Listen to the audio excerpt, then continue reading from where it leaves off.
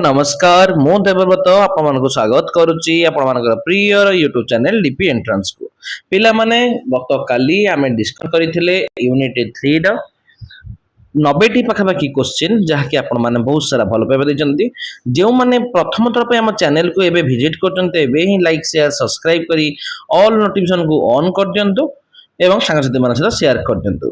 आज आम डिस्कसन करबा तार अतिरिक्त पार्ट 3 जेउतरे आमे आज 101 पाखापाखि क्वेश्चन डिस्कसन करबा। जदि आपण प्रथम थर चैनल को विजिट करचंते एबे ही लाइक शेयर सब्सक्राइब करी ऑल नोटिफिकेशन को ऑन कर दियंतु। ठीक अछि पिला माने आशा करे आपण को क्लास टी भलो लागुथबो। फर्स्ट क्वेश्चन देखिबा कोन देछि मातृभाषा शिशु मानक पाई एक हजम रस ए उक्तिटी कहार मधुसूदन राव भक्त कवि जे कि कविता आ प्राथमिक शिक्षा ऊपर काम करिसंती। महात्मा गांधी से बेसिक एजुकेशन बुनियादी शिक्षा नई तालीम ता ऊपर गुरुत्व देथिले पिला माने।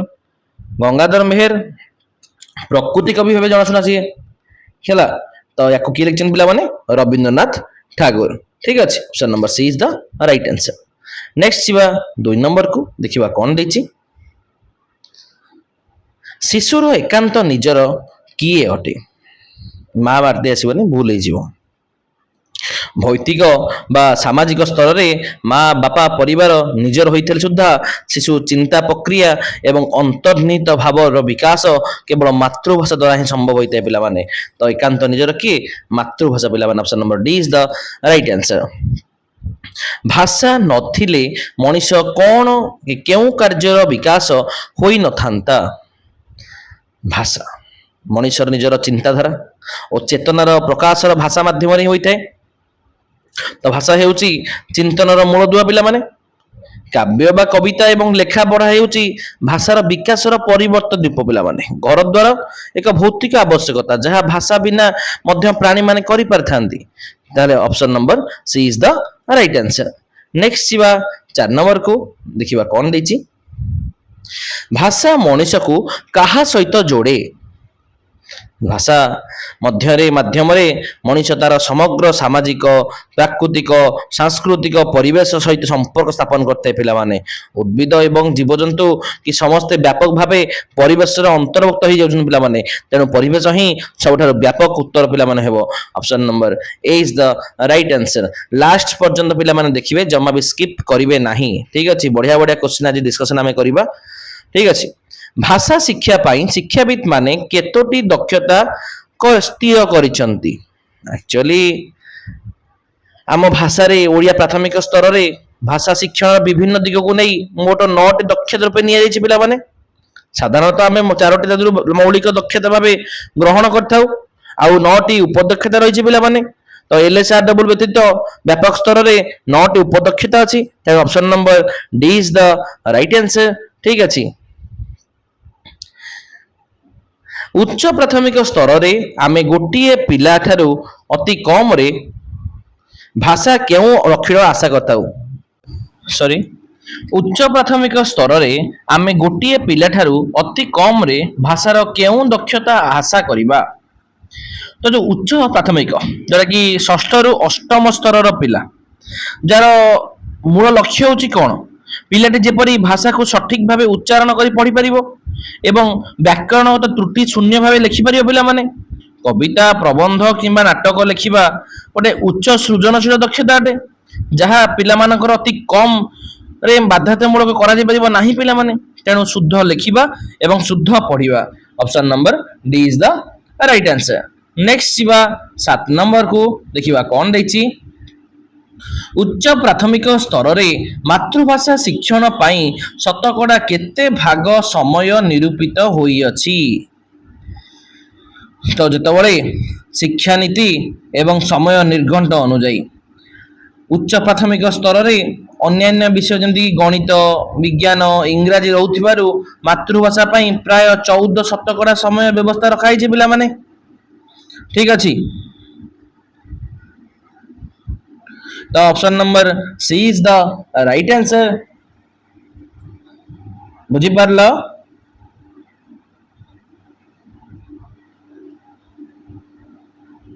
ओके नेक्स्ट शिवा 8 नंबर शिशुर भाषा संपर्कीय बोध ज्ञान आहरण कौशल केउं दक्षतारू जानी हुए तार जो कथन लिखन एक्चुअली कथन लिखनटा हूँ गोटे कौन प्रोडक्टिव स्किल पिला माने जहा द्वारा शिशु निजर भावना को प्रकाश करथाए आहरण तो करनथाए ना सो शिक्षणटा गोटे प्रक्रिया एवं गोटे शब्द ज्ञान वृद्धि एक परिमाण पिला माने तो এইটা ପିଲାମାନେ କଣ ହବ ଶ୍ରବଣ ଓ କଥନ ହବ ପଠନ ହବ ପିଲାମାନେ କାରଣ ଶ୍ରବଣ ଓ ପଠନ ଗୋଟେ ରିସେପ୍ଟିଭ ସ୍କିଲ୍ ପିଲାମାନେ ଠିକ ଅଛି କଥନ ଲିଖନ ହଉଛି ପ୍ରୋଡକ୍ଟିଭ ଶ୍ରବଣ ପଠନ ହଉଛି ରିସେପ୍ଟିଭ ବା ଗ୍ରହଣାତ୍ମକ ଦକ୍ଷତା ଯାହା ଦ୍ୱାରା ଗୋଟେ ଶିଶୁ ଅନ୍ୟଠାରୁ ବହି ଜ୍ଞାନ ଗୋଟେ ଗ୍ରହଣ କରିଥାଏ ବା ବୋଧ ଜ୍ଞାନ ଆହରଣ କରିଥାଏ ଠିକ ଅଛି option number B is the right answer ବୁଝି ପାରିଲ ଠିକ ଅଛି କେଉଁଟି ଭାଷା ଉପଯୋଗର ଦିଗ ନୁହେଁ तो जितेबाला देखा ब्लूम्स टैक्सोनॉमी ता अनुजाई आम शिक्षण मुख्यतः 3टी डोमेन रही गोटे कॉग्निटिव ज्ञानात्मक अफेक्टिव भावात्मक साइकोमोटर कौशलात्मक क्रियात्मक तो सृजनात्मक तो गोटे कौशल मूल्यजोग दिग नुहे ना तो option number D is the right answer next शिवा कौटी की 10 नंबर तापर गोटे लाइक शेयर सब्सक्राइब पे कर दिंतु आशा करे वीडियो लाइक एम 100 भाषा शिक्षण को आनंदमयी करने कहार साहाय्य नेबा उचित तो जिते छोट छोट पिला माने गीत नाच गल्प माध्यम सब आनंद शिक्षा ग्रहण करते लोक गीत पिला को भाषा प्रति आकर्षण करता है पिला माने तो ये जो कहला कि भाषण बा टक टक प्रणाली बा गोटे जो एग्जामी कहवा प्रणाली शिक्षक शिक्षक प्रणाली बाटे पिला माने प्रश्नोत्तर प्रणाली ज्ञान परीक्षा भल पिला माने किंतु प्राथमिक स्तर में जितेटा आनंद हो न था पिला माने option number C is the right answer ठीक अच्छे नेक्स्ट शिवा 11 नंबर भाषा शिक्षा प्राथमिक स्तर में क्यों दक्षता उपर गुरुत्व दि जाए नहीं ये पेडागोजी प्रश्न यहाँ पिला माने सब जाक तो निहाती भाव लास्ट पर्यटन देखिए पेडागोजी अधिका मार्क पिला माने आसे तो प्राथमिक स्तर में पिला मौलिक दक्षता कि LSRW रही गुरुत्व दि जाए तो व्याकरण नियम शिखापी प्राथमिक स्तर तो लक्ष्य नुह ना व्यवहारिक व्याकरण ठीक अच्छे गोटे प्राथमिक स्तर में व्याकरण सूत्र बा विधिबद्ध शिक्षा उपर गुरुत्व दि जाए न था भाषागत अर्थ औपचारिक व्याकरण हवा कथा पिला माने ठीक अच्छे ताहले option number D is the right answer next Shiva 12 number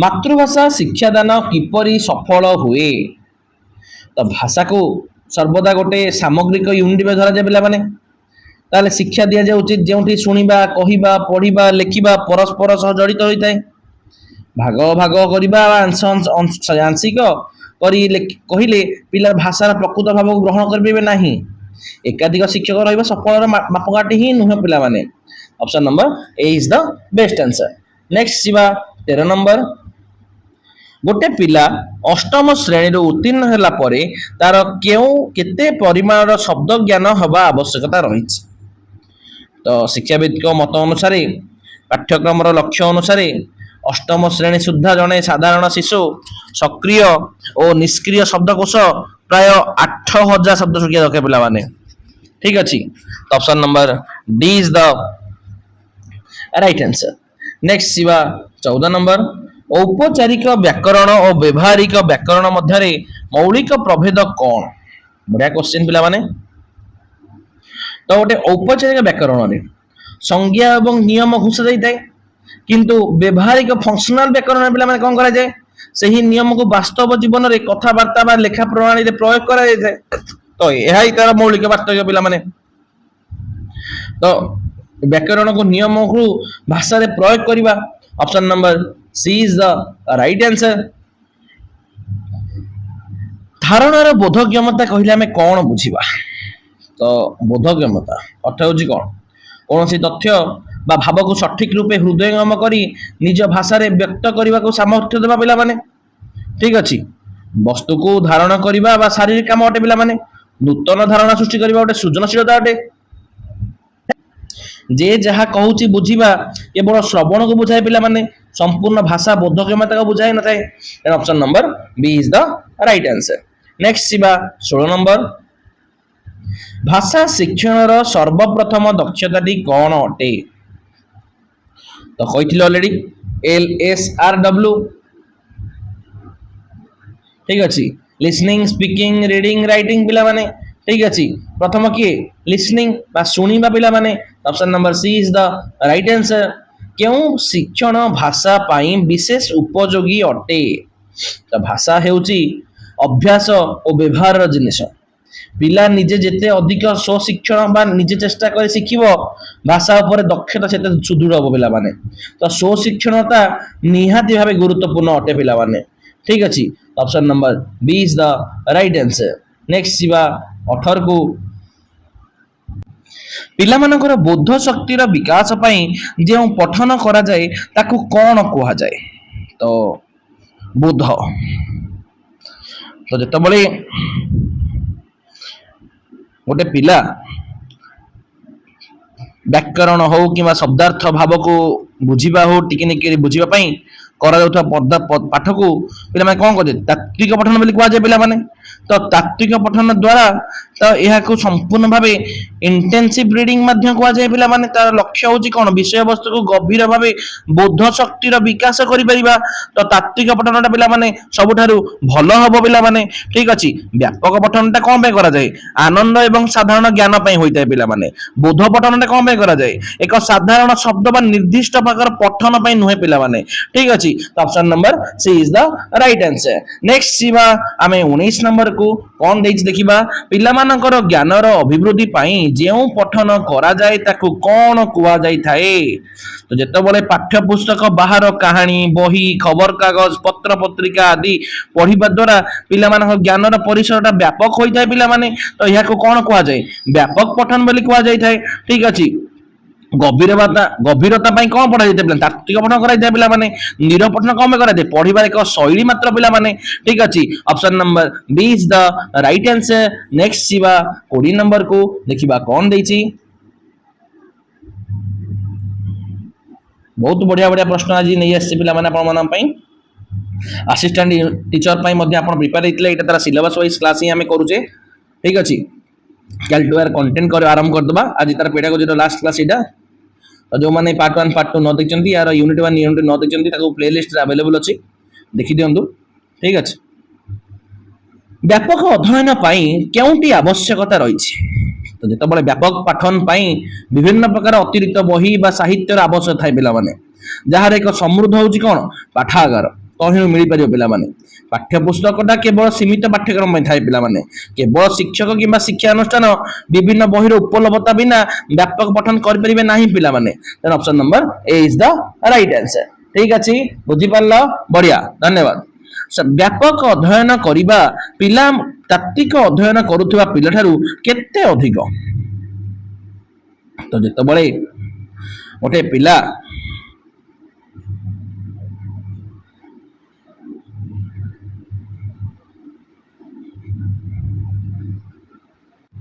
व्यापक अध्ययन कर एक्सटेंसिव रीडिंग करथबो तो जोटा कि पिला माने बाहर दुनिया को अनेक विषय गल्प कहानी पत्र पत्रिका पढ़ी था पिला माने फल तार ज्ञानर परिसरटा बढ़िबो चिंता करुथिबार बुद्धिर तीक्ष्णता बढ़िबो पिला माने केवल ज्ञान बा केवल बुद्धि कहले ओटे कमी जो पिला माने आंशिक होई जिवो अभिज्ञता वास्तव जीवन आसे पिला माने किंतु बही पढ़िबा द्वारा ज्ञान वृद्धि एवं वृद्धि उभय जगह समांतर बढ़ी जाए पिला माने option number D is the right answer.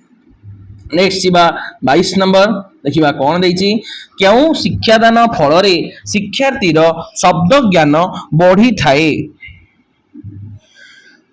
तो शिक्षादान समय रे अनेक अनेक नुआ नुआ शब्द वाक्य गठन से गुड़िकर अर्थ व्यवहार उपरे शब्दानुशीलन करी पिला जहाँ शब्दकोश बढ़ाई थाए सेटा कौतु रही थाए गद्य होता है पिला माने पद्यटा कौतुरे बढ़ी थाए भाव एवं रस उपर अधिक गुरुत्व देता है व्याकरणटा भाषार नियम शिखाए शब्द तो नुहे ना अतिरिक्त पाठ्यक्रम रे द्रुत पठन होतबारु ते टेक्निक शब्दार्थ करा जाय नथाय पिला माने option number B is the right answer. Next शिखिबा 23 नंबर शिक्षादान पाई केतोटी सोपान अनुकरण करा जाय थाए?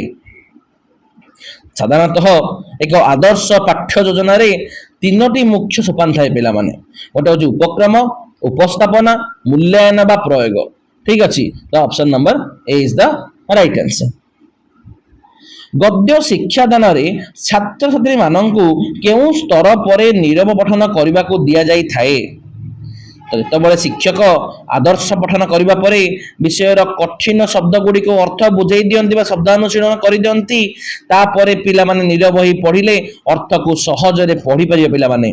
आदर्श पठन कहले कौन आदर्श पठन पर उच्च पठन हुए पिला माने। उपक्रम पाठ आरंभ पूर्व होता है पिला माने। प्रयोगटा प्रश्न पाठर शेष में पचार पिला माने। Option number D is the right answer. ठीक अच्छे बुझी पार ठीक है लाइक कर दियो। आनंद उपभोग केउ शिक्षादान प्रधान लक्ष्य पद्यर पिला माने कवितार कारण तार मुख्य उद्देश्य कौन गोटे सौंदर्य बोध रसास्वादन बा आनंद लाभ करिया पिला माने। ठीक अच्छे गद्य हो कि गल्प हो प्रधान लक्ष्य हूँ कौन तथ्य भाव और ज्ञान आहरण करने व्याकरण नियम कौन नियम बा शुद्धता ज्ञान करने पिला माने। Option number B is the right answer. पद्य शिक्षादान उपस्थापन सोपान शेष भाग रसानुसारणी आवृत करने को दि जाए कहीं। तो कवितार संपूर्ण भाव बुझापी ताकू राग छंद भाव सहित गाइबा पड़े पिला माने। शेष में यह कले पिलाटी कवितार मर्म को अंतर सहित अनुभव कर केवल छंद बा केवल रसटा गोटे असंपूर्ण उत्तर पिला माने। घरे पढ़ाई गृह कार्य दी जाए पिला माने रसानुसार आवृत्ति नुहे पिला माने। Option number C is the right answer. ठीक अच्छे नेक्स्ट जीवा 27 नंबर शिक्षादान सफल होइछि बोली शिक्षक किपरि जानिबे।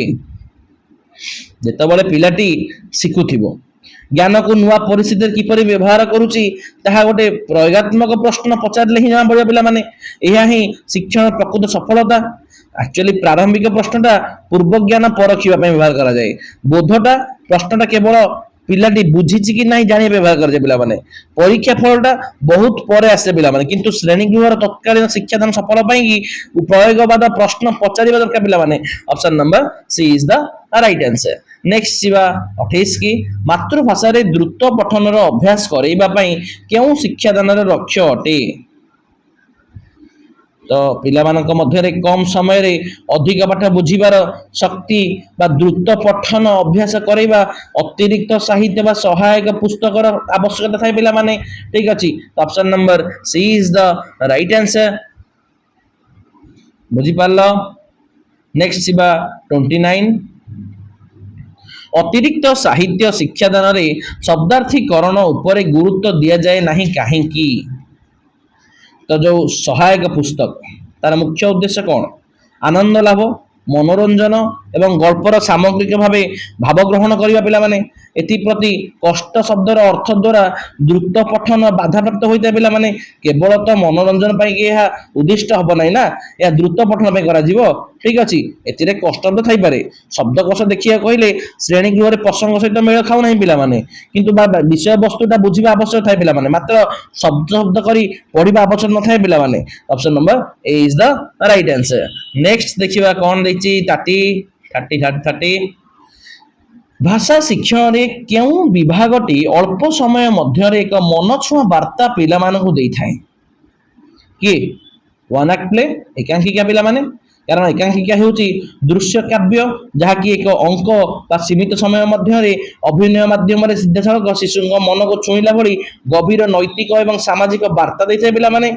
एक्चुअली गल्पटा गद्य पढ़ा समय लगी थाए पद्यटा भाव बुझा कल्पना कर दरकार पिला माने। एकांकिका परी तत्कालीन दृश्यमान वार्ता सबुठारु सहज मिल न पिला माने। Option number C is the right answer. Next जीवा 31 की रचना क्या कहते प्रबंध लिखुवा जिन कहते पिला माने। साधारणतः स्कूल स्तर में रचना शब्दटी प्रबंध बहुत व्यवहार होती पिला माने। तो कौन से निर्दिष्ट विषय वस्तु उपर निजर भाव एवं तथ्य को सुसंहत भाव लिखा रचना प्रबंध कहती। Option number C is the right answer. Next जीवा कोठी की 32 मनरे थिबा चिंता चेतना कल्पना एवं तथ्य को सजाई लिखा कौन कहती। तो कौन कहते जोठारे निजर चिंता कल्पना तथ्य को गोटे श्रृंखल नियम बांधी सजई लिखा जाए कौन कहती ପ୍ରବନ୍ଧ କହନ୍ତି ପିଲାମାନେ। ପ୍ରବନ୍ଧର ଶବ୍ଦର ଅର୍ଥ ପିଲାମାନେ କ'ଣ? ପ୍ରକୃଷ୍ଟ ବନ୍ଧନ ପିଲାମାନେ, ତାକୁ ପ୍ରବନ୍ଧ କୁହାଯାଏ। ଠିକ ଅଛି, ଉପନ୍ୟାସ ହଉ, ନାଟକ ହଉ କିମ୍ବା ଗଳ୍ପ ହଉ, ଗୋଟେ କଳ୍ପନାର ପ୍ରସ୍ତୁତ କାହାଣୀ ପିଲାମାନେ, ଚରିତ୍ରର ପ୍ରଧାନ ରଚନା କରାଯାଏ। ଏଥିରେ ସାଧାରଣ ତଥ୍ୟ ବା ସଜ୍ଜୀକରଣ ମୁଖ୍ୟତଃ ନଥାଏ ପିଲାମାନେ। Option number A is the right answer.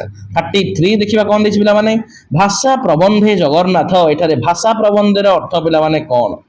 ତ ଓଡ଼ିଆ ସାହିତ୍ୟ ଜଗତରେ ଅତିବଡ଼ି ଜଗନ୍ନାଥ ଦାସଙ୍କର ଓଡ଼ିଆ ଭାଗବତକୁ ଭାଷା ପ୍ରବନ୍ଧ ବା ମାତୃଭାଷାରେ ରଚିତ ଶ୍ରେଷ୍ଠ ଗ୍ରନ୍ଥ ବୋଲି ସମ୍ମାନର ସହ କୁହାଯାଇଛି ପିଲାମାନେ। Option number A is the right answer. ଠିକ ଅଛି, ବୁଝିଗଲା, ବଢ଼ିଆ କଥା। ଲାଷ୍ଟ ଯାଏଁ ପିଲାମାନେ ଦେଖନ୍ତୁ, କୌଣସି ବି କ୍ୱେଶ୍ଚିନ୍କୁ ସ୍କିପ୍ କରନ୍ତୁ ନାହିଁ। ପ୍ରବନ୍ଧରେ ଲେଖକଙ୍କ କେଉଁ ଭାବ ପ୍ରତିଫଳିତ ହେଉଛି? ଯେତେବେଳେ ଗୋଟେ ପ୍ରବନ୍ଧ ଲେଖାଯାଏ, ପ୍ରବନ୍ଧଟା କେବଳ କାହାକୁ ନକଲ କରିବା ଜିନିଷ ନୁହେଁ ପିଲାମାନେ। ଏଥିରେ ପ୍ରାବନ୍ଧିକଙ୍କର ନିଜସ୍ୱ ନୂତନତ୍ୱ, ଯେଉଁଟାକି ମୌଳିକ ଏବଂ ସୁସଂହତ ବା ଶୃଙ୍ଖଳିତ ଚିନ୍ତାଧାରା ପ୍ରକାଶ ପାଇଥାଏ ପିଲାମାନେ। କେବଳ ଚିନ୍ତାଧାରା ବା ଚେତନାର ପ୍ରବାହ ଏହା ଗୋଟେ ଗଠନମୂଳକ ସଂହତି ସମ୍ପର୍କରେ ସ୍ପଷ୍ଟ ସୂଚନା ଦିଏ ନାହିଁ ପିଲାମାନେ। ତେଣୁ option number D is the right answer. ରଚନା ଲେଖିଲା ବେଳେ ଆମକୁ ମୁଖ୍ୟତଃ କେତୋଟି ସୋପାନରେ ବିଭକ୍ତି କରିବାକୁ ପଡ଼ିଥାଏ? ଯେତେବେଳେ ଗୋଟେ ଆଦର୍ଶ ରଚନା ବା ପ୍ରବନ୍ଧ ଲେଖିଥାଏ, ସେଥିରେ ମୁଖ୍ୟତଃ ପିଲାମାନେ 3ଟି ମୁଖ୍ୟ ଭାଗ ଥାଏ। ଗୋଟେ ହେଉଛି ଉପକ୍ରମ, ଗୋଟେ ହେଉଛି ବିଷୟବସ୍ତୁ, ଆଉ ଗୋଟେ ହେଉଛି ଉପସଂହାର ପିଲାମାନେ। ଠିକ ଅଛି, option number D is the right answer. Next ଯିବା 36। ରଚନାର ଉପକ୍ରମରୁ ରଚନାର ବିଷୟରେ ମୋଟାମୋଟି ଜାଣି ହୋଇଥାଏ, ତେଣୁ ରଚନାକୁ ଆମେ କ'ଣ କହିଥାଉ? ତ କ'ଣ କହନ୍ତି? ଦର୍ପଣ ବୋଲି କୁହନ୍ତି ପିଲାମାନେ। କାହିଁକି? ଦର୍ପଣ ଯେପରି ମଣିଷର ଚେହେରାକୁ ସ୍ପଷ୍ଟ ଦେଖାଇ ଦେଇଥାଏ, ରଚନାର ଉପକ୍ରମ ପଢ଼ିଲେ ରଚନାର ସମ୍ପୂର୍ଣ୍ଣ ରୂପରେଖ ଭାବ ବିଷୟରେ ପାଠକ ଏକ ସ୍ପଷ୍ଟ ଧାରଣା ପାଇଯାଇଥାଏ ପିଲାମାନେ। ତେଣୁ ଏହାକୁ ଦର୍ପଣ ବୋଲି କହନ୍ତି ପିଲାମାନେ। Option number B is the right answer. ରଚନାର ମୁଖ୍ୟ ବିଭାଗ ବୋଲି କାହାକୁ କୁହାଯାଇଥାଏ? ତ ଗୋଟେ ରଚନାର ସବୁଠାରୁ ବଡ଼ ଏବଂ ପ୍ରମୁଖ ଭାଗ ହେଉଛି ଯେଉଁଠାରେ ସମ୍ପୂର୍ଣ୍ଣ ତଥ୍ୟ, କାରଣ ଏବଂ ବିଶ୍ଳେଷଣକୁ ବିଭିନ୍ନ ଅନୁଚ୍ଛେଦ ଲେଖାଯାଇଥାଏ, ତାର ନାଁ ହେଉଛି ପିଲାମାନେ ଗର୍ଭାଂଶ ବା ବିଷୟବସ୍ତୁ ଅଟେ ପିଲାମାନେ। ଠିକ ଅଛି, ପ୍ରାରମ୍ଭ ବା ଉପକ୍ରମ କେବଳ ପ୍ରବେଶ ଦ୍ୱାର ପିଲାମାନେ। ବର୍ଣ୍ଣନାଟା ଏହାର ଗୋଟେ ଅଂଶ ମାତ୍ର। ଉପସଂହାର ହେଉଛି ପିଲାମାନେ ସମାପ୍ତି। ତେଣୁ option number C is the right answer. ତ ନେକ୍ସଟ 38 କି ଯିବା, ଦେଖିବା କ'ଣ ଦେଇଛି। ପ୍ରାବନ୍ଧିକଙ୍କର ନିଜସ୍ୱ ଚିନ୍ତାଧାରା କେଉଁ ବିଭାଗରେ ପ୍ରତିଫଳିତ ହୋଇଥାଏ? ତ ପ୍ରାବନ୍ଧିକ ବିଷୟବସ୍ତୁର ସବୁ ତଥ୍ୟ ଦେବା ପରେ ଶେଷରେ ଲେଖକ ନିଜର ମତ, ସାଧାରଣ ପନ୍ଥା ବା ନିଜସ୍ୱ ଚିନ୍ତନକୁ ଉପସଂହାର ବା କନକ୍ଲୁଜନ ନେଇ ସଂକ୍ଷେପରେ ଉପସ୍ଥାପନ କରିଥାନ୍ତି ପିଲାମାନେ। ତ option number D is the right answer. ଠିକ ଅଛି, ବୁଝିହେଲା, ବଢ଼ିଆ। ଉପକ୍ରମରେ କ'ଣ କରିଥାନ୍ତି? ଉପକ୍ରମରେ ତାର କେବଳ ବିଷୟର ପରିଚୟ ଦେଇଥାନ୍ତି ପିଲାମାନେ। ଠିକ ଅଛି, ନେକ୍ସଟ 39 ଦେଖିବା, ପ୍ରଶ୍ନ କ'ଣ ଦେଇଛି। ବିଦ୍ୟାଳୟରେ ଲେଖିବାକୁ ଥିବା ରଚନା କେଉଁଠାରେ ଲେଖିବା ବିଧେୟ ଅଟେ? ତ ରଚନାଟା ଶ୍ରେଣୀ ଗୃହରେ ଶିକ୍ଷକଙ୍କ ପ୍ରତ୍ୟକ୍ଷ ତତ୍ତ୍ୱାବଧାନରେ ଲେଖିଲେ ପିଲାମାନେ ନିଜର ବୁଦ୍ଧିରେ ଲେଖନ୍ତି ପିଲାମାନେ, ଏବଂ ଶିକ୍ଷକ ତାଙ୍କ ତ୍ରୁଟିକୁ ସଂଶୋଧନ କରନ୍ତି। ଘରେ ଲେଖିବାକୁ ଦେଲେ ପିଲାମାନେ ଅନ୍ୟ ବହିରୁ ନକଲ କରିଦେଇ ସମ୍ଭାବନା ଥାଏ ପିଲାମାନେ, ଟିପିଦେବେ। ବହିକୁ ଉତ୍ତେଜିତ କରିବା ଦ୍ୱାରା ମୌଳିକତାର ବିକାଶ ହିଁ ହୁଏ ନାହିଁ ପିଲାମାନେ। ଠିକ ଅଛି, ତ option number B is the right answer. ଶ୍ରେଣୀ ଗୃହରେ ହିଁ ଲେଖିଲେ ବେଟର ହବ ହେଲା। ନେକ୍ସଟ ଯିବା 40 କୁ। ରଚନା ସଂଶୋଧନ କାର୍ଯ୍ୟ କେଉଁଠାରେ କରାଯିବା ଉଚିତ? ତ ଅବସର ସମୟରେ ବା ନିଜ ଘରେ। ଆକ୍ଚୁଆଲି ପିଲାମାନଙ୍କ ପାଖରେ ଠିଆ ହେଇକି ଶିକ୍ଷକ କାର୍ଯ୍ୟବସ୍ତୁତା ଏବଂ ସରକାରୀ ଆକ୍ଚୁଆଲି ପିଲାମାନଙ୍କ ପାଖରେ ବସେଇ ସଂଶୋଧନ କରା ସବୁଠୁ ଉତ୍ତମ ପିଲାମାନେ। ଠିକ ଅଛି, ସେଇଟା ହିଁ ଜାଣିବା ଦ୍ୱାରା କ'ଣ ହବ, ଗୋଟେ ଶ୍ରେଣୀର ମୂଲ୍ୟବାନ ସମୟ ଯେପରି ନଷ୍ଟ ନ ହବ, ସେଥିପାଇଁ ଶିକ୍ଷକ ନିଜ ଅବସର ସମୟରେ ବା ଘର ଖାତା ଗୁଡ଼ିକ ଭଲ ଭାବେ ସଂଶୋଧନ କରିଦେବେ ପିଲାମାନେ। ପଚାରି କହିବା ଭଲ ହବ। ଅପସନ୍ ଡିଟା ପିଲାମାନେ ହବ, ବି ହବନି ପିଲାମାନେ। ପିଲାମାନେ ଗୋଟେ ଠିଆ ଗୋଟେ କରିବେ, ତା କ୍ଲାସ ସମୟ ସବୁ ନଷ୍ଟ ହେଇଯିବ ନା, ପାଠ ପଢ଼େଇବ କେତେବେଳେ? ତ ଅପସନ୍ ନମ୍ବର ଡି ହିଁ ପିଲାମାନେ ଠିକ ହବ, ବି ସି ନୁହଁ। ଆନ୍ସର କେବେ ଏଠି ଦେଇଛି ହେଲା, ମୁଁ ଚେକ୍ କରିଦେଇଛି। ମୋର ଟାର୍ଗେଟ ହେଉଛି ଯେମିତି ତମର କୌଣସି ଜିନିଷ ଭୁଲ ନ ହୁଏ ହେଲା। गोटे वर्ष भितर अष्टम श्रेणी रे अंततः केतोटी रचना एवं प्रतलिखन लेखिବାକୁ धार्य करा जायछि। तो ओडिशा स्कूल शिक्षा पाठ्यक्रम नियमावली अनुଯାयी अष्टम श्रेणी भाषा विकास वर्षक मध्य अति कम 18टी रचना प्रबंध पत्र लिखन अभ्यास करने धार्य कराई पिला माने। Option number A is the right answer. ए 18टी बा hello B is the right answer. 42 रचना लिखा देला बेले शिक्षकर गुरुत्वायित्व कौन हवा दरकार। तो केवल विषय ना देदेले पिला लिखिपर पिला माने। तो शिक्षक से विषय किसी हिंट्स बा सूचना देवा दरकार ताहा से केउ बही पढ़ी पारे से बहीर तालिका देवे पिला माने जहा द्वारा पिला मानक स्वाधीन भाव लिखा साहाय्य कर पिला माने। गोटे आनुष्ठानिक तथ्य एवं सूचना देवा जहाँ कि व्यक्ति व्यापक अध्ययन पुस्तक पत्रिका लिखा पिला माने साहाय्य होता है। Option number C is the right answer. Next 43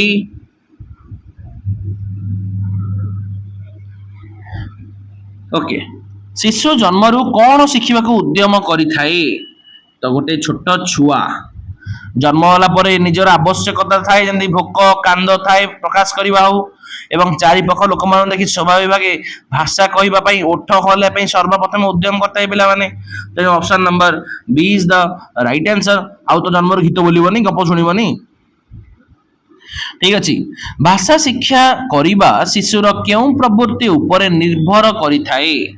तो गोटे शिशु अन्य मानक कहबार शुणे पिला माने एवं सेमानक परि कहबाकू चेष्टा करे ताकू कौन कहती अनुकरण बा इमिटेशन बोली कहती। तो इमिटेशन ही गोटे शिशुर भाषा शिक्षार प्रधान माध्यम अटे पिला माने। Option number C is the right answer ठीक अछि।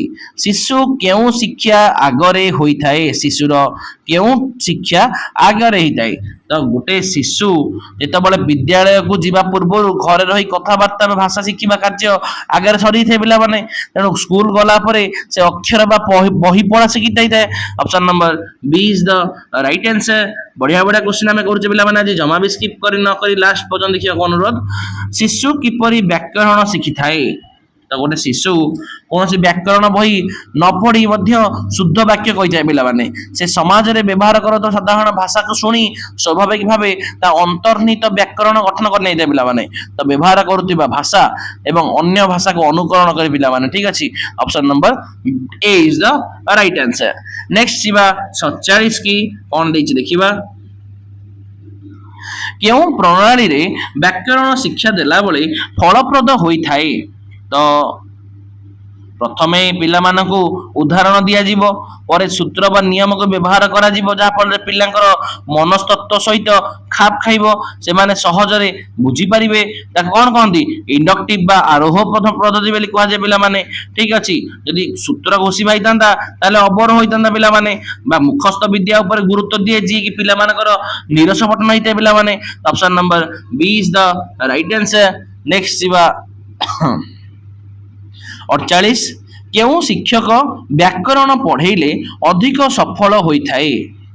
तो मातृभाषा शिक्षा ही मातृभाषा व्याकरण को साहित्य एवं वास्तव प्रयोग सहित सठिक भाव समन्वय करी पढ़ाई था पिला माने। तो यहाँ गोटे हिंदी किंबा संस्कृत पंडित माने ओडिया भाषार सूक्ष्म व्यवहार दिग को ओडिया भाषार शिक्षक पर सहज भाव प्रकाश कर पारे नहीं पिला माने। तेणु ओडियाटा को ओडिया भाषा शिक्षक ही भलसे पढ़े पिला माने। Option number C is the right answer. Next जीवा 49 शिक्षक व्याकरण प्रथमे पढ़िबा दरकार कि पिला मानकु पढ़ाइबा दरकार। तो शिक्षक निजे विषय वस्तु पर स्पष्ट ज्ञान एवं प्रस्तुति करबा परे ही श्रेणी रे पिला मानकु पढ़ेबा उचित जहा द्वारा से पिलारा संदेह को दूर कर पाइबे। यदि से शिक्षक ही डाउट थिबो ता पिला मानकु पढ़ेबे कोनडा। तो व्याकरण शिक्षा पूर्व परे पिला मानकु पढ़ेबा दरकार पिला माने शिक्षक नि शिखिबे तापर पढ़ेबा। Option number C is the right answer. Next जीवा 50 क्यों तो 50 पाई गोटे 50 लाइक हो जाओ पिला माने ठीक अछि। निजे भूल करुथिबा शिक्षक पिला मानक भूल पाई दंड देले तांकर केउ कर्तव्य रे हानि होई थाए। तो शिक्षक होचंती जने आदर्श বা ରୋଲ ମଡେଲ ପିଲାମାନେ। ଯଦି ସେ ନିଜେ ଭୁଲ କରୁଛନ୍ତି ଏବଂ ସେ ସେମାନେ ସମାନ ଭୁଲ ପାଇଁ ପିଲାଙ୍କୁ ଦଣ୍ଡ ଦଉଛନ୍ତି ତେବେ ତାହା ନ୍ୟାୟ ସଙ୍ଗତ ନୁହେଁ ପିଲାମାନେ। ଏହା ଶିକ୍ଷକଙ୍କର ମୋରାଲିଟି ବା ନୈତିକତା ଉପରେ ପିଲାମାନେ ପ୍ରଶ୍ନ ବା ସୃଷ୍ଟି କରିବ। ତ ଗୋଟେ ପିଲା ମାଷ୍ଟର ବସିକି ଭଡ଼ ଭଡ଼ ପାନ ଚୋବେଇବ, କହିବ ପିଲାମାନେ ପାନକୁ ଖାଇବ ନାହିଁ ଦାନ୍ତ ଖରାପ ହେଇଯିବ, କହି ଛୁ କି ସେ ପକେଇବ, ତ ଯାହା କଣ ହବ? ତ ପିଲା ତା ମୁହଁରେ ମୁଦେବେ ଦୁଦୁ କରିକି, ତା କଥା ମାନିବେନି ଏକରେ। ଠିକ ଅଛି, option number B is the right answer. Next ଯିବା କୋଉଠିକି 51। କେଉଁଟି ଭାଷା ଅଶୁଦ୍ଧ ହେବାର କାରଣ ଅଟେ? ତ ଗୋଟେ ପିଲା ଯଦି ବ୍ୟାକରଣର ଗଠନ, ଶବ୍ଦ ଗଠନ ହଉ, ଲିଙ୍ଗ ହଉ, ବଚନ, ସନ୍ଧି କି ଗୋଟେ ସ୍ପେଶାଲ ନିୟମ ହଉ, ସ୍ପେଲିଂ ଟେଷ୍ଟିଂ ହଉ, ସଠିକ ଜ୍ଞାନ ନଥାଏ, ତେବେ ସେ କହିବା ବା ଲେଖିବା ସମୟରେ ଅଶୁଦ୍ଧି ବା ଭୁଲ କରିଥାଏ ପିଲାମାନେ, ତାକୁ ଉପଯୁକ୍ତ ବ୍ୟାକରଣ ଜ୍ଞାନର ଅଭାବ ବୋଲି କୁହାଯାଇଥିବ। Option number B is the right answer. ଭାରତରେ କେତୋଟି ଭାଷାକୁ ଜାତୀୟ ସ୍ୱୀକୃତି ମିଳିଛି? ତ ପ୍ରାୟ ପିଲାମାନେ ଭାରତରେ ସମ୍ବିଧାନର 8ମ ଅନୁସୂଚୀ ଅନୁଯାୟୀ ବର୍ତ୍ତମାନ ସୁଦ୍ଧା ମୋଟ 22ଟି ଆଞ୍ଚଳିକ ଭାଷାକୁ ସରକାରୀ ବା ଜାତୀୟ ମାନ୍ୟତା ସ୍ୱୀକୃତି ମିଳିଛି ପିଲାମାନେ। ତା ମଧ୍ୟରୁ ସାନ୍ତାଳୀ ଭାଷାର ନିଜସ୍ୱ ଲିପି ବା ଲେଖା ରହିଛି ପିଲାମାନେ। ଠିକ ଅଛି, option number C is the right answer. 53 ଭଲ ଲାଗୁଛି, ବଢିଆ। ହଁ, ଆମ ଦେଶରେ ଭାଷା ଶିକ୍ଷା ପାଇଁ କେଉଁ ସୂତ୍ରକୁ ଗ୍ରହଣ କରାଯାଇଛି? ଟିକେ ଫଟୋ ଉଠେଇଲେ ପିଲାମାନେ, ଫଟୋ ଉଠେଇଯାଇଛି ତ ରାତିରେ ଫଟୋ ଉଠେଇଥିଲି ତ ଏମିତି ଗ୍ଲିଚ୍ ହେଇଯାଇଥିଲା। ତ ଆମ ଦେଶରେ ଭାଷା ଶିକ୍ଷା ପାଇଁ କେଉଁ ସୂତ୍ରଟିକୁ ଗ୍ରହଣ କରାଯାଇଛି? ତ ଭାରତ ଏକ ବହୁଭାଷୀ ଦେଶ ଅଟେ ପିଲାମାନେ। ତ ସ୍କୁଲ ସ୍ତରରେ ଗୋଟେ 3 ଲାଙ୍ଗୁଏଜ ଫର୍ମୁଲା ବା ତ୍ରିଭାଷୀ ସୂତ୍ର ଲାଗୁ କରାଯାଇଛି ପିଲାମାନେ, ଯାହା ଫଳରେ ମାତୃଭାଷା ଶିଖିବେ, ହିନ୍ଦୀ ଶିଖିବେ ଏବଂ ଇଂରାଜୀ ଶିଖିବେ ପିଲାମାନେ। ଠିକ ଅଛି, ତାକୁ ତ୍ରିଭାଷା ଶିକ୍ଷା ବୋଲି କୁହାଯାଏ। କଣ 3ଟା ଭାଷାରେ ଶିକ୍ଷା ଗ୍ରହଣ କରିବେ ସିଏ। Option number C is the right answer. Next ଯିବା, ପିଲାଟି ପାଟି କେଉଁ ଭାଷାରେ ଫିଟିଥାଏ? ଗୋଟେ ଶିଶୁ ଜନ୍ମ ହେଲା ପରେ ତା ପରିବାର ଏବଂ ଘରର ବୋଲି ଯାଉଥିବା ସ୍ୱାଭାବିକ ଭାଷାକୁ ଶୁଣି ପ୍ରଥମେ କହିବାକୁ ଆରମ୍ଭ କରିଥାଏ। ଏହାକୁ ଘରର ଭାଷା ବା ମାତୃଭାଷା ବୋଲି କୁହାଯାଇଥାଏ ପିଲାମାନେ। Option number D is the right answer. ମାନକ ଭାଷା କହିଲେ କଣ? ସ୍କୁଲ ବା ବହିର ଭାଷା ପିଲାମାନେ, ଯାହା ପିଲାମାନେ ପରେ ଶିଖିଥାନ୍ତି। ଠିକ ଅଛି, ନେକ୍ସଟ ଯିବା କୋଉଠିକି 55। ପିଲାଟି କେଉଁଠାରେ ଘରର ଭାଷା ପ୍ରୟୋଗ କରିବାର ସୁଯୋଗ ପାଏ ନାହିଁ? ଘରେ ତ ବ୍ୟବହାର କରିପାରିବ, ହାଟ ବଜାରରେ କରିପାରିବ, ସମାଜ ଭିତରେ କରିପାରିବ, କିନ୍ତୁ ବିଦ୍ୟାଳୟରେ କରିପାରିବନି ପିଲାମାନେ। କାହିଁକି କରିପାରିବନି ବିଦ୍ୟାଳୟ ଭିତରେ? କାରଣ ବିଦ୍ୟାଳୟରେ ସାଧାରଣତଃ ମାନକ ବା ପାଠ୍ୟପୁସ୍ତକ ବା ଔପଚାରିକ ଭାଷାର ବ୍ୟବହାର ଉପରେ ଜୋର ଦିଆଯାଏ ପିଲାମାନେ, ଯାହା ଫଳରେ ପିଲା ତାର ଶୁଦ୍ଧ ଆଞ୍ଚଳିକ ବା ଘରୋଇ ଭାଷାକୁ ସଂକୋଚ ବୋଧ କଥା କହିବା ପାଇଁ ପିଲାମାନେ। ଠିକ ଅଛି, ତ option number B is the right answer. ଆମ ଦେଶରେ କେତେ ପ୍ରକାର ଅନୁସୂଚିତ ଜନଜାତି ଅଛନ୍ତି? ଆମ ଦେଶରେ ପ୍ରାୟ 62ଟି ପ୍ରକାର ଜନଜାତି ଅଛନ୍ତି ପିଲାମାନେ। ଠିକ ଅଛି, ତ ଏଇଟା ପିଲାମାନେ ଓଡ଼ିଶା ବିଷୟରେ ପ୍ରାୟତଃ ପଚାରାଇଛି ପିଲାମାନେ। ଠିକ ଅଛି, ତ ସରକାରୀ ତଥ୍ୟ ଅନୁଯାୟୀ ଓଡ଼ିଶାରେ ପ୍ରାୟ 62ଟି ପ୍ରକାର ଆଦିବାସୀ ଏବଂ ଅନୁସୂଚିତ ଜାତି ରହିଛନ୍ତି ପିଲାମାନେ, ଯେଉଁମାନେ ଅନେକ ନିଜସ୍ୱ ଭାଷା ଏବଂ ସଂସ୍କୃତି ପିଲାମାନେ ରହିଛି। ଠିକ ଅଛି, ତ option number D is the right answer. Next ଯିବା 57। ପ୍ରଥମ ଓ ଦ୍ୱିତୀୟ ଶ୍ରେଣୀରେ ଜଣେ କେଉଁ ଭାଷା ମାଧ୍ୟମରେ ଶିକ୍ଷା ଆରମ୍ଭ କରିବ? ଛୋଟ ଛୋଟ ପିଲା। ତ ଆମର ଯୋଉ NCF NEP national education policy ବା ଜାତୀୟ ଶିକ୍ଷା ନୀତି ଏବଂ ଶିଶୁ କେନ୍ଦ୍ରିକ ଶିକ୍ଷା ଅନୁଯାୟୀ ପ୍ରାଥମିକ ସ୍ତରରେ ପ୍ରାରମ୍ଭକ ପିଲାମାନେ ଯଦି ନିଜର ଘରର ଭାଷାରେ ପଢିବେ ତେବେ ପାଠ ପଢାକୁ ଭୟ ନ କରି ସହଜରେ ଶିଖିପାରିବେ। ତ ଯୋଉ ଗାର୍ଡିଆନ ମାନେ କଣ କରୁଛନ୍ତି, ଛୋଟ ବେଳୁ ଗୋଟେ ପିଲାକୁ ଇଂଲିଶ ମିଡିୟମରେ ଖୁନ୍ଦ ଦଉଛନ୍ତି, ଯାହା ଫଳରେ ଯଦି ବେଳେବେଳେ ଧରି ପାରୁଛନ୍ତି, ବେଳେବେଳେ ସେମାନେ ହିଁ ହଇରାଣ ହଉଛନ୍ତି। Option number C is the right answer. 58। ଯେଉଁମାନଙ୍କ ଠାରେ ମାତୃଭାଷା ଓଡ଼ିଆ ନୁହେଁ, ଆମେ ତାଙ୍କୁ ଘରର ଲୋକମାନଙ୍କର ଘର ଭାଷାରେ ପଢିବାକୁ ଉଦ୍ୟମ କଲେ କି ଉପକାର ମିଳିବ? ଉପକାର ମିଳିବ। ତ ଏହା ଗୋଟେ ପିଲାମାନେ MLE ମଲ୍ଟିଲିଙ୍ଗୁଆଲ ଏଜୁକେସନ ବା ବହୁଭାଷୀ ଶିକ୍ଷାକୁ ବୁଝାଉଛି। ତ ଆଦିବାସୀ ପିଲାମାନଙ୍କୁ ପ୍ରଥମେ ତାଙ୍କ ନିଜ ଭାଷାରେ ପଢେଇଲେ ଧୀରେ ଧୀରେ ସେ ଗୋଟେ ବ୍ରିଜ ମାଧ୍ୟମରେ ରାଜ୍ୟର ମାନକ ଭାଷା ଓଡ଼ିଆ ସହିତ ସହଜରେ ଯୋଡ଼ି ହେଇଯିବେ ପିଲାମାନେ। ତ ସେମାନେ ଓଡ଼ିଆ ଭାଷା ଶିକ୍ଷା କରିବେ, ସେମାନେ ଭାଷା ସାହାଯ୍ୟ କରିବେ ପିଲାମାନେ। Option number A is the right answer. Next ଯିବା କୋଉଠିକି 59। ଠିକ ଅଛି, ଲାଇକ୍ ସେୟାର ସବସ୍କ୍ରାଇବ ପିଲାମାନେ କରି ଅଲ୍ ନୋଟିଫିକେସନ ଅନ୍ କରିଦିଅନ୍ତୁ, ସାଙ୍ଗସାଥି ମାନଙ୍କ ସେୟାର କରିଦିଅନ୍ତୁ ପିଲାମାନେ।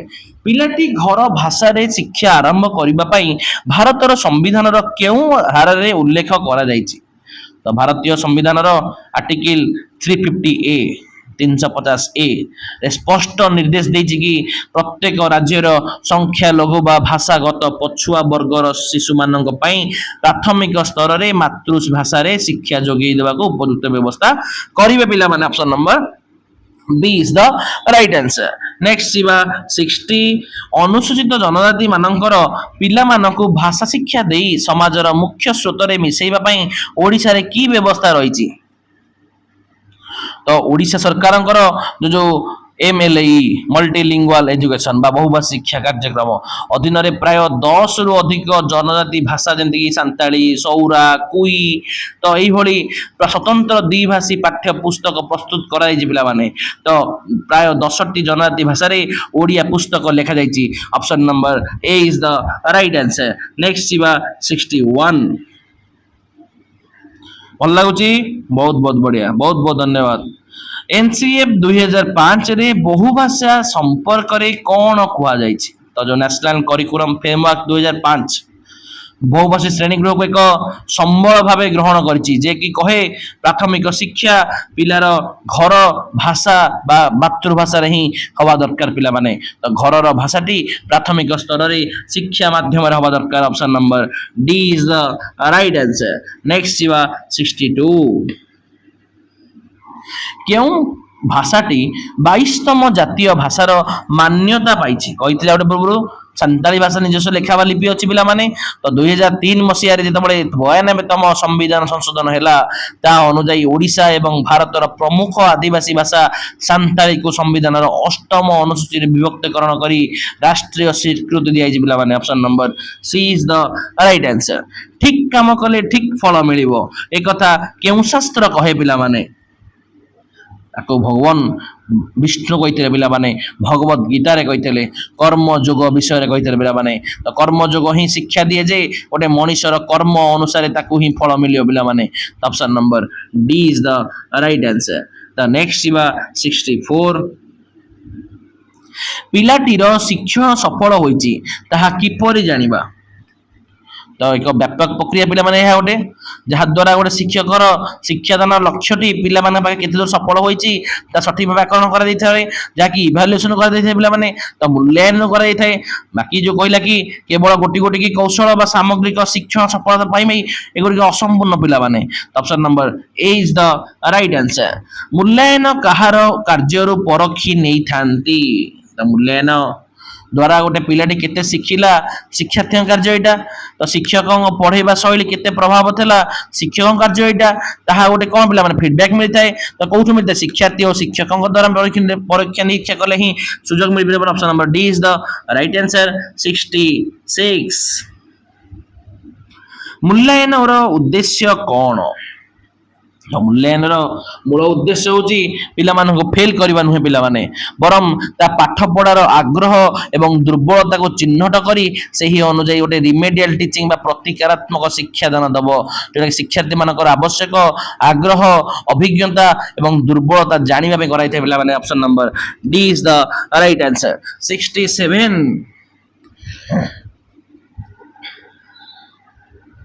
କେଉଁଟି ମୂଲ୍ୟାୟନର ଦୁର୍ବଳତା ନୁହେଁ? ତ ଦୁର୍ବଳତା ନୁହେଁ ପଚାରିଛି ପିଲାମାନେ ଅର୍ଥାତ ଗୋଟେ ଭଲ ଗୁଣ ଅଟେ। ଶିକ୍ଷଣର ଲକ୍ଷ୍ୟ ସଫଳ ଜାଣିବା ପାଇଁ ମୂଲ୍ୟାୟନ ଏକ ପ୍ରଧାନ ସକାରାତ୍ମକ ବୈଶିଷ୍ଟ୍ୟ ଅଟେ ପିଲାମାନେ। ବାକି ଯୋଉ କହିଲେ ପିଲାମାନେ ଚାପଗ୍ରସ୍ତ ହୋଇ ଭୟଭୀତ ହୁଅନ୍ତି କି ସାମଗ୍ରିକ ବ୍ୟକ୍ତି ଜାଣି ହୁଏ ନାହିଁ କି ଜୀବନକୁ ଉପଭୋଗ କରାଯାଏ ନାହିଁ ଏଗୁଡ଼ାକ ପାରମ୍ପରିକ ପରୀକ୍ଷା ପଦ୍ଧତି ଦ୍ୱାରା ଦୋଷ ବା ଦୁର୍ବଳତା ଅଟେ ପିଲାମାନେ। କିନ୍ତୁ ଯୋଉ ଶିକ୍ଷଣର ଲକ୍ଷ୍ୟ ଉଦ୍ଦେଶ୍ୟ କେତେ ଦୂର ସଫଳ ଜାଣିବା ଏଇଟା ପିଲାମାନେ ଯାହା ଦ୍ୱାରା ଗୋଟେ ମୂଲ୍ୟାୟନ ଏକ ପ୍ରଧାନ ସକାରାତ୍ମକ ବୈଶିଷ୍ଟ୍ୟ ଅଟେ ପିଲାମାନେ। Option number D is the right answer. Next ଯିବା 68 ଓକେ ବହୁତ ବହୁତ ବଢିଆ ବହୁତ ବହୁତ ବଢିଆ ଏତେ ସମୟ ଆମ ସହିତ ଯୋଡି ହୋଇ ରହିଛନ୍ତି ଧନ୍ୟବାଦ। ଲାଷ୍ଟ ନିଅନ୍ତୁ 101ଟି କ୍ୱେଶ୍ଚିନ୍ ଅଛି ହେଲା। ମୌଖିକ ମୂଲ୍ୟାୟନରୁ ଶିକ୍ଷାର୍ଥୀ ବିଷୟରେ କଣ ଜାଣି ହୋଇଥାଏ? ତ ମୌଖିକ ପିଲାଟି କିପରି ଖେଳି ପାରୁଛି ତ ଆକ୍ଚୁଆଲି କିନ୍ତୁ ପ୍ରକୃତ ଶିକ୍ଷାଗତ ଉତ୍ତର ହଉଛି ପିଲାମାନେ କଣ ଗୋଟେ ଅଭିବ୍ୟକ୍ତିର ପରିପ୍ରକାଶ ଅଟେ ପିଲାମାନେ। କାରଣ ମୌଖିକ ପରୀକ୍ଷା ଦ୍ୱାରା ପିଲାଟି କିପରି କହିପାରୁଛି ବା ନିଜର ଭାବକୁ ପରିପ୍ରକାଶ କରିପାରୁଛି ତାହା ଜଣା ପଡିଥାଏ କୋଉ ଅଭିବ୍ୟକ୍ତିର ପରିପ୍ରକାଶ। ଅପସନ ନମ୍ବର C ହିଁ ପିଲାମାନେ ହବ D ହବନି ହେଲା। ନେକ୍ସଟ ଯିବା 69 लिखित धारारे मूल्यांकन कहले कौन जानिबा तो मूल्यांकन लिखित भाषा द्वारा पिलाटीर हाथ लेखा शैली व्याकरण शुद्धता एवं गोटे सीमित समय जमती कि यथा 2 घंटा भितर प्रश्न उत्तर सजाई लिखा दक्षता वृद्धि पाई पिला माने तो निर्दिष्ट समय भितर पिलाटी केते एवं किपरि लिखि पारुची ताहा विषय पिला माने जानि हबो option number A is the right answer next जीवा 70 लिखित प्रश्न केउं भित्तिक होइथाए साधारणतः अधिकांश पारंपरिक लिखित प्रश्न गुड़िक पिलामानकर स्मरण शक्ति बा ज्ञानात्मक दिग को मापिया बुद्धि होता है पिलामाने तो नॉलेज बेस्ड होता है option number A is the right answer Bharat Delhi भारतर एवं भुवनेश्वर ओडिशार राजधानी यह केउं भित्तिक प्रश्न अटे तो यह गोटे सीधा सड़क तथ्य बा उत्कृष्ट तथ्य को स्मरण रखिबार प्रश्न अटे एथिपाई कौन गभीर चिंता बा प्रयोग दरकार नहीं केवल मन रखिले ही उत्तर देई हेबो पिला माने ताको कोन कहंदी रिकॉल बेस्ड क्वेश्चन बोली कहंदी पिला माने बा ज्ञानात्मक ज्ञान भित्तिक प्रश्न बोली कहा जिवो option number A is the right answer next जीवा 72 भारत सहित दिल्ली रो केउ संपर्क रहिची जेउ संपर्क रहिची ओडिशा सहित सेही संपर्क थिबा शहरटीर नाम लेख प्रश्नटी क्यों भित्तिक तो एठारे पिलाटी को सीधा सड़क राजधानी पचार पिला माने से प्रथम देशर और राजधानी संपर्क सूत्र को बुझीबो एवं सही ज्ञान को नुआ परिस्थिति ओडिशा प्रसंग रे प्रयोग करी उत्तर बाहर करिवो जेतु प्रयोग करूची एटा प्रयोग भित्तिक प्रश्न अटे पिला माने तो नेक्स्ट 73 शिक्षार्थी स्मरण शक्ति को आमे केउं प्रकार प्रश्न पचारि जानि परिबा तो जो ब्लूम्स टैक्सोनॉमी अनुसार गोटे ज्ञानात्मक प्रश्न अच्छी केवल पिला मन रखा बा स्मरण शक्ति रखा गोटे से प्रोत्साहन देता है option number A is the right answer next 74 केउं प्रकार प्रश्न अधिक पचारिले आमे कॉपी बा मालपाटिस को रोकी परिबा प्रयोगात्मक प्रश्न एक्चुअली जो प्रयोगात्मक प्रश्न नुह कि जो पिला माने निजर बुद्धि खटाई समस्या समाधान करने पड़ो यह बही सीधा पड़ो ना तेनाली पिलाटी पाखे जब बही सीधा देखीदब देदब सी कॉपी कर पार ना option number C is the right answer बढ़िया से बुझीपार बढ़िया बढ़िया क्वेश्चन पिला माने लास्ट जाए देखु कौन सी प्रसंग बा एकाधिक प्रसंगर शेष में जो मूल्यांकन करा जाए ताको की मूल्यांकन करा जाए तो जितेबले गोटे साधारणतः या कौन कह गोटे प्रसंग भित्तिक मूल्यांकन बा गठनात्मक मूल्यांकन बा फॉर्मेटिव इवैल्यूएशन बोली कह पिला माने मात्र प्रसंग शेष में करा तत्कालीन परीक्षा को प्रासंगिक मूल्यांकन भाव आंसर की चिन्हित कर पिला माने तेन option number A is the right answer है गठनमूलक से पिला माने हैला नहीं प्रसंग सहित तुलना कराई खेला ऑप्शन नंबर ए एक्चुअली गठनात्मक हवा कथा ठीक अच्छे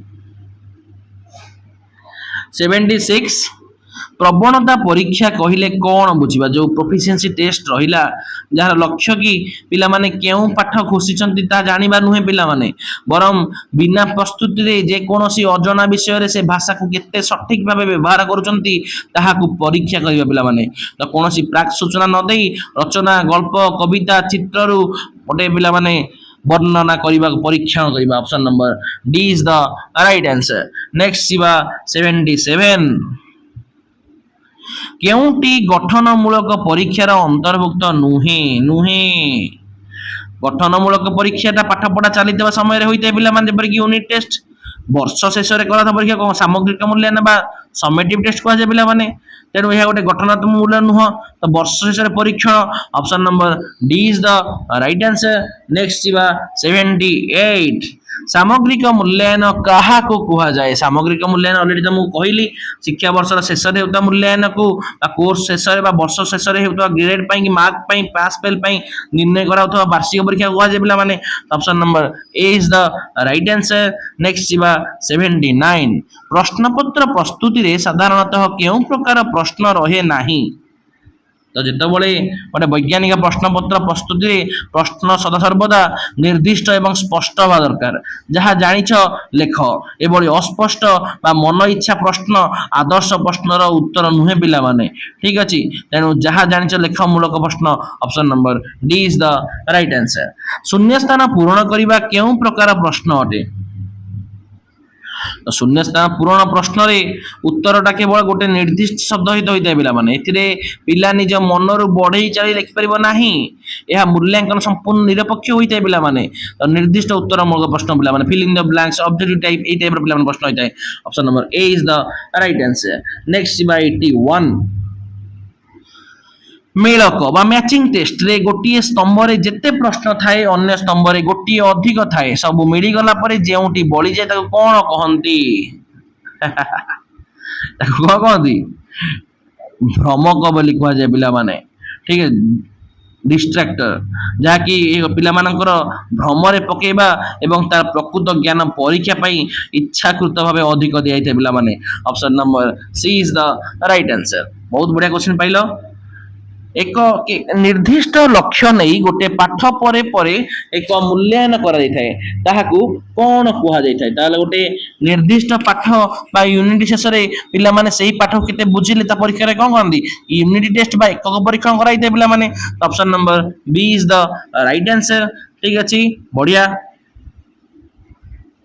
କେଉଁ ପ୍ରକାର ପ୍ରଶ୍ନ ମୂଲ୍ୟାୟନରେ ଏକ ପ୍ରକାର ତ୍ରୁଟି ରହିଥାଏ? ତ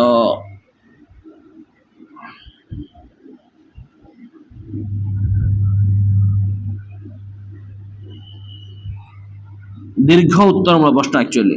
ତ ଯୋଉ ଦୀର୍ଘ ଉତ୍ତରମୂଳକ ପ୍ରଶ୍ନ ନୁହଁ କି, ଯୋଉଠି ପିଲାମାନେ ବହୁତ ବଡ ବଡ ଉତ୍ତର ଲେଖନ୍ତି, ଖାତା ଦେଖିବା ସମୟରେ ପରୀକ୍ଷକ ଅନେକ ସମୟରେ ସମ୍ପୂର୍ଣ୍ଣ ପାଠ ନ ପଢି ଲେଖାର ସାଇନ ବା କଲବଲ କରି କଳବଲ ଦେଖି ଅନୁମାନ କରି ନମ୍ବର ଦେଇଦିଅନ୍ତି ପିଲାମାନେ। ତ ଏହା ଗୋଟେ ବ୍ୟକ୍ତିଗତ ପକ୍ଷପାତିତା ବା ସବଜେକ୍ଟିଭିଟି ଏହି ପ୍ରଶ୍ନର ଏକ ବଡ ଦୁର୍ବଳତା ପିଲାମାନେ ଅଟେ। Option number A is the right answer. 84 ପ୍ରଥମ ଶ୍ରେଣୀର ଶିକ୍ଷାର୍ଥୀମାନଙ୍କୁ କେତେ ଅକ୍ଷର ଲେଖିବା ଚାର୍ଟ ଦେଇ ଅକ୍ଷର ଗୁଡ଼ିକୁ ଯୋଡ଼ି ନୂତନ ଶବ୍ଦ ଗଠନ କରିବାକୁ କୁହାଯାଇପାରେ? ଏହି ପ୍ରକ୍ରିୟାକୁ କଣ କହନ୍ତି? ତ ଯେତେବେଳେ ଶବ୍ଦକୁ ଅକ୍ଷରକୁ ଚିହ୍ନଟ ଗ୍ରହଣ କରି ଶବ୍ଦ ଗଠନ କରିବାକୁ ସରକାରୀ ସ୍ତରରେ ଚିହ୍ନଟୀକରଣ ଦକ୍ଷତା ବୋଲି କୁହାଯାଏ ପିଲାମାନେ। Option number B is the right answer. ଠିକ ଅଛି, 85 ପ୍ରାଥମିକ ବିଦ୍ୟାଳୟରେ ଗଳ୍ପଟି କହି ଶିକ୍ଷାଦାନ ଆରମ୍ଭ କଲେ କେଉଁଟି ଯଥାର୍ଥ ହୋଇପାରିବ? ତ କୌଣସି ପାଠର ଆରମ୍ଭ କରିବା ପୂର୍ବରୁ ଗୋଟେ ଛୋଟ ଗପ କହିଲେ ପିଲାମାନେ ପାଠ ପ୍ରତି ଆକର୍ଷିତ ହୁଅନ୍ତି ଏବଂ ତାଙ୍କ ଶିଖିବାର ଆଗ୍ରହ ମୋଟିଭେସନ ହୋଇଥାଏ ପିଲାମାନେ। ତ ଆଗ୍ରହ ବଢିଥିବ। Option number A is the right answer. Next ଯିବା 86 ପୃଥିବୀ ରବି ତେଜ ଗ୍ରାସେ। ଏଥିରେ ରବି କେଉଁ ଅର୍ଥରେ ବ୍ୟବହାର କରାଯାଉଛି? ରବି ଅର୍ଥାତ କଣ? ସୂର୍ଯ୍ୟଙ୍କ ଗୋଟେ ପ୍ରତୀକ ପିଲାମାନେ, ପ୍ରତିଶବ୍ଦ ଅଟେ ପିଲାମାନେ। ତ ସୂର୍ଯ୍ୟଙ୍କ କିରଣ ବା ଉତ୍ତାପକୁ ପୃଥିବୀ ଜଳ ଗ୍ରାସକୁ କରି ଶୋଷି ନେବା କଥା କୁହାଯାଇଛି ପିଲାମାନେ। Option number C is the right answer. ମଣ୍ଡୁକ ମେଘ ନାଦ ଶୁଣି ଗର୍ଜନ୍ତି ଆବ ଋଣ ପାଣି। ଏଠାରେ ମଣ୍ଡୁକି କେଉଁ ଅର୍ଥରେ ବ୍ୟବହାର କରାଯାଇଛି ପିଲାମାନେ? ମଣ୍ଡୁକ ମାନେ କଣ? ବିଶେଷ କରି ବେଙ୍ଗ ବିଷୟରେ କୁହାଯାଇଛି ପିଲାମାନେ। Option number D is the right answer. ଠିକ ଅଛି, ଜଗନ୍ନାଥ ଦାସଙ୍କ ପିତାଙ୍କ ନାମ ପିଲାମାନେ କଣ? ଭଗବାନ ଦାସ ଆକ୍ଚୁଆଲି। ତ ପୁରୀର କପିଳାଶ୍ୱରପୁରରେ ଶାସନ କରୁଥିବା ଅତିବଡ଼ି ଜଗନ୍ନାଥ ଦାସଙ୍କର ପିତାଙ୍କ ନାମ କଣ ଥିଲା? ଭଗବାନ ଦାସ। ମାତାଙ୍କ ନାମ ପିଲାମାନେ କଣ ଥିଲା? କଣ କହିପାରିବେ? ପଦ୍ମାବତୀ ଥିଲା ପିଲାମାନେ। Option number A is the right answer. Next ଯିବା 89 ଝରିରେ ରଖିଛି ବାସ ନୀର। ଝରିରେ କେଉଁ ଅର୍ଥରେ ବ୍ୟବହାର କରାଯାଇଛି ପିଲାମାନେ? ଝରି ଏକ ପ୍ରକାର କଣା ଥିବା ପାତ୍ର ବା ସୁରେଇ ପିଲାମାନେ ମାଠିଆ ଅର୍ଥରେ ଏଠି ବ୍ୟବହାର କରାଯାଇଛି ପିଲାମାନେ। ତ ପୁରୁଣା ଓଡ଼ିଆ ଭାଷାରେ ଜଳ ରଖିବା ପାଇଁ ବ୍ୟବହାର ଛୋଟ କୁମ୍ଭ ବା ସୁରେଇ ବା ମାଠିଆ ସଦୃଶ ପାତ୍ରକୁ ଝରି କୁହାଯାଉଥିଲା ପିଲାମାନେ। ଠିକ ଅଛି, ତ ସୁରେଇରେ ବି ଅଛି, ମାଠିଆରେ ବି ଅଛି। ତ ମାଠିଆଟା ମାରିଦେବ। ହଉ, ଠିକ ଅଛି। Option number D is the right answer. ସୁରେଇଟା ଆକ୍ଚୁଆଲି କଣ? ମୁହଁଟା ଛୋଟ, ମାଠିଆ ମୁହଁଟା ବଡ ହେଲା। ନେକ୍ସଟ ଯିବା 90 ଅପସନ କେ ଡି ଦେଇଛି ହେଲା। କଣ କରିବା? ସୁରେଇଟା ଆକ୍ଚୁଆଲି ମୋ ହଉଛି ଠିକ ହବ ବୋଲି। ବନମାଳୀ ଚରଣେ କିଙ୍କର ହେ। ଏଠାରେ ବନମାଳୀ କିଏ କହିଥିଲେ ପିଲାମାନେ? ବନମାଳୀ କବି ବନମାଳୀ ଦାସ, ଭକ୍ତ କବି, ଯିଏକି ନିଜର ଭଣିତାରେ ନିଜର ନାମକୁ ବ୍ୟବହାର କରିଛନ୍ତି ପିଲାମାନେ। ଯଦିଓ ଶବ୍ଦର ଭାବର ଅର୍ଥ ଶ୍ରୀକୃଷ୍ଣ, ମାତ୍ର ବାକ୍ୟ ଗଠନ ଅନୁଯାୟୀ କବି ନିଜକୁ ଭଗବାନଙ୍କ ଚରଣର ଦାସ ବୋଲି କହିଛନ୍ତି ପିଲାମାନେ। Option number C is the right answer. Next ଯିବା 91 ନିଜର ସୁଖ ଶାନ୍ତି ଘର ପରିବାର ଭୁଲି ଦ୍ୱାରେ ଦ୍ୱାରେ ବୁଲିଛନ୍ତି ଘେନି ଭିକ୍ଷା ଝୁଲି। ଏହି କବିତାରେ କାହା ଉଦ୍ଦେଶ୍ୟରେ କୁହାଯାଇଛି? ପିଲାମାନେ ଏଇଟା ଉତ୍କଳମଣି ଗୋପବନ୍ଧୁ ଦାସଙ୍କର ଦେଶ ସେବା ଏବଂ ବନ୍ୟା ବିପନ୍ନ ପାଇଁ ସେବା କାର୍ଯ୍ୟ ଉଦ୍ଦେଶ୍ୟରେ କୁହାଯାଇଛି ପିଲାମାନେ। Option number C is the right answer. ତିନୋଟି ଏକ ଜାତୀୟ ସମ ଶବ୍ଦ ସହିତ ମିଶି ଗୋଟିଏ ଅନ୍ୟ ଜାତୀୟ ଶବ୍ଦ ସୃଷ୍ଟି କରିବାକୁ କ'ଣ ପିଲା ବାଛି ଅଲଗା କର। ବାୟୁ, ପବନ, ଅନିଳ, ଆନନ୍ଦ। ଆନନ୍ଦ ପିଲାମାନେ ଏ ତିନୋଟି ଯାକ ପବନ ଶବ୍ଦ, କିନ୍ତୁ ଆନନ୍ଦ ହଉଛି ଖୁସି ପିଲାମାନେ। ନଈର ଏ କୂଳରେ ଶେଫାଳି ଫୁଲ ଆକୁଳ କରି ଫୁଟିଛି ଯାଇ ଦୂରେ। ଶେଫାଳି ଫୁଲ କିଏ ପିଲାମାନେ? ଶେଫାଳି ଫୁଲ, ଶେଫାଳିକା ବା ଗଙ୍ଗଶିଉଳି ଫୁଲ, ଯୋଉଟା କି ଶରତ ଋତୁରେ ରାତିରେ ଫୁଟେ ପିଲାମାନେ, ସକାଳୁ ଝଡ଼ି ପଡ଼ିଥାଏ। 94 ଜନନୀ ଜନ୍ମଭୂମି ନିମନ୍ତେ ପ୍ରାଣ ଉତ୍ସର୍ଗିତ କରିବା ପାଇଁ ସମସ୍ତ ଦେଶବାସୀଙ୍କୁ ଆହ୍ୱାନ କର। ଏକଥା କିଏ କହିଥିଲେ ପିଲାମାନେ? ଏକଥା କିଏ କହିଥିଲେ? ଇତିହାସର ପ୍ରସିଦ୍ଧ ନାଟକ ଗ୍ରୀକ୍ ସମ୍ରାଟ ଆଲେକ୍ଜାଣ୍ଡରଙ୍କ ସହିତ ଯୁଦ୍ଧ ସମୟରେ ଭାରତୀୟ ବୀର ରାଜା ପୁରୁ ନିଜ ମାତୃଭୂମିକୁ ରକ୍ଷା କରିବା ପାଇଁ ବୀରତ୍ୱପୂର୍ଣ୍ଣ ଆହ୍ୱାନ ଦେଇଥିଲେ ପିଲାମାନେ। ତ ପୁରୁ କହିଥିଲେ। ନିମ୍ନରୁ କେଉଁଟି ଆମ ସଂସ୍କୃତିକୁ ସମୃଦ୍ଧ କରିଥାଏ? ଶିକ୍ଷା। ଆକ୍ଚୁଆଲି ଶିକ୍ଷା ହିଁ ମଣିଷକୁ ମାର୍ଜିତ କରେ, ଜ୍ଞାନ ଦିଏ, ଗୋଟେ ସମାଜରୁ ସଂସ୍କୃତି ଏବଂ ପରମ୍ପରାକୁ ପିଢ଼ି ପରେ ପିଢ଼ି ଆଗକୁ ନେଇ ସମୃଦ୍ଧ କରିଥାଏ ପିଲାମାନେ। Option number D is the right answer. କଣ୍ଟା ବାଡ଼ରେ ଲୁଗା ପକାଇବା, ଏହି ରୂଢ଼ିର ଅର୍ଥ ପିଲାମାନେ କ'ଣ? ଅକାରଣରେ କଳି କରିବା ପିଲାମାନେ, ଠିକ ଅଛି। ତ ନେକ୍ସଟ ଯିବା 97 କୁକର୍ମ, ଖରାପ କର୍ମକୁ ବୁଝାଏ ପିଲାମାନେ। କୁ ଅର୍ଥ ହଉଛି ଖରାପ, ଜୀର୍ଣ୍ଣ ଶୀର୍ଣ୍ଣ ତ କେଉଁ ଅର୍ଥରେ ବ୍ୟବହାର କରାଯାଇଛି? କ୍ଷୀର୍ଣ୍ଣ ଏବଂ ଦୁର୍ବଳ, ଅତିଶୟ ରୋଗୀ ଏବଂ ଅନାହାର ଯୋଗୁଁ ଶରୀର ହାଡ଼ ଭାରି ପଟ ଲୋକଙ୍କୁ କୁହାଯାଏ ପିଲାମାନେ ଜୀର୍ଣ୍ଣ ଶୀର୍ଣ୍ଣ ଜରାଜୀର୍ଣ୍ଣ। Option number C is the right answer. The child's easy first grammar, ଏଇଟା ପଢ଼େ ପିଲାମାନେ। ଲେଖକ କିଏ ପିଲାମାନେ? ସତ୍ୟବାଦୀ ବନବିଦ୍ୟାଳୟର ସରକାରୀ ଶିକ୍ଷକ, ପ୍ରଧାନ ଶିକ୍ଷକ ତଥା ମହାନ ସମାଜସେବୀ ଆଚାର୍ଯ୍ୟ ହରିହର ଦାସ। ଓଡ଼ିଆ ପିଲାମାନଙ୍କୁ ସହଜ ଏବଂ ଦ୍ରୁତ ଶୈଳୀରେ ଇଂରାଜୀ ବ୍ୟାକରଣ ଶିଖାଇବା ପାଇଁ ଏହି ପୁସ୍ତକକୁ ଲେଖିଥିଲେ ପିଲାମାନେ ଆଚାର୍ଯ୍ୟ ହରିହର ଦାସ। ନେକ୍ସଟ ଯିବା 100 ଲାଇକ୍ ପିଲାମାନେ ହେଇଯାଉ ସେଇ ଖୁସିରେ। ଯେ ଯାହାର ହିତ କରେ ନ ନେଲେ ତା ନାମରେ ଆମ ଦେଶରେ କହୁ ତାକୁ ନିମକ ହାରାମ। ଏଠାରେ ନିମକ ହାରାମ ଶବ୍ଦ କେଉଁ ଅର୍ଥକୁ ପ୍ରକାଶ କରାଯାଇଛି ପିଲାମାନେ? ନିମକ ହାରାମ କିଏ? କୃତଘ୍ନ ପିଲାମାନେ, ଯିଏ ଯାହାର ଉପକାର ବା ସାହାଯ୍ୟ ପାଇଁ ଅନ୍ୟମାନଙ୍କୁ ମନେ ରଖେ ନାହିଁ କିମ୍ବା ଉପକାର କରେ, ଅନିଷ୍ଟ କରେ, ତାକୁ କୃତଘ୍ନ ବୋଲି କହନ୍ତି ପିଲାମାନେ। ତ କୃତଜ୍ଞ କହିଲେ କ'ଣ? ଯେ ଉପକାରରେ ଆଶା ଆସିଥାଏ ପିଲାମାନେ। Option number D is the right answer. Next ଯିବା ଲାଷ୍ଟ କ୍ୱେଶ୍ଚିନ୍। ବ୍ରାଣ୍ଡ ରସେଲ କେଉଁଠାରେ ଅଧ୍ୟାପନା କରୁଥିଲେ ପିଲାମାନେ? ତ ଇଏ ହେଉଛନ୍ତି ଗୋଟେ ବିଶ୍ୱ ପ୍ରସିଦ୍ଧ ଦାର୍ଶନିକ, ଯିଏକି ଗଣିତଜ୍ଞ ଏବଂ ନୋବେଲ ବିଜେତା ପିଲାମାନେ ହେଲା। ବ୍ରାଟେନ୍ ରସେଲ, ଯିଏକି ଇଂଲଣ୍ଡର ପ୍ରସିଦ୍ଧ କେମ୍ବ୍ରିଜ ବିଶ୍ୱବିଦ୍ୟାଳୟର ଟ୍ରିନିଟି କଲେଜରେ ଅଧ୍ୟାପନା ଏବଂ ଗବେଷଣା କରୁଥିଲେ ପିଲାମାନେ। Option number C is the right answer. ଆଶା କରେ ଆପଣ ଆଜିର କ୍ଲାସରେ ସମସ୍ତ କ୍ୱେଶ୍ଚିନ୍କୁ ଭଲସେ ବୁଝିପାରିଥିବେ ଏବଂ ଲାଇକ୍ ସେୟାର ସବସ୍କ୍ରାଇବ କରି ଆମମାନେ ଜଣେଇ ଦିଅନ୍ତୁ କି ଆପଣମାନଙ୍କ କ୍ଲାସ ଗୁଡ଼ିକ ବହୁତ ସୁନ୍ଦର ଲାଗୁଛି। ତ ଏତିକି ରହିଲି। ଜୟ ଜଗନ୍ନାଥ, ଜୟ ମା ମଙ୍ଗଳା। ଦେଖା ହେବା ପରବର୍ତ୍ତୀ ସେକ୍ସନରେ। ତ ତା ପୂର୍ବରୁ ଆମ ସହିତ ଯୋଡ଼ି ହୋଇ ରୁହନ୍ତୁ ପିଲାମାନେ, ଅଲ୍ ନୋଟିଫିକେସନକୁ ଅନ୍ କରିଦେଇ। ଠିକ ଅଛି, ଜୟ ଜଗନ୍ନାଥ।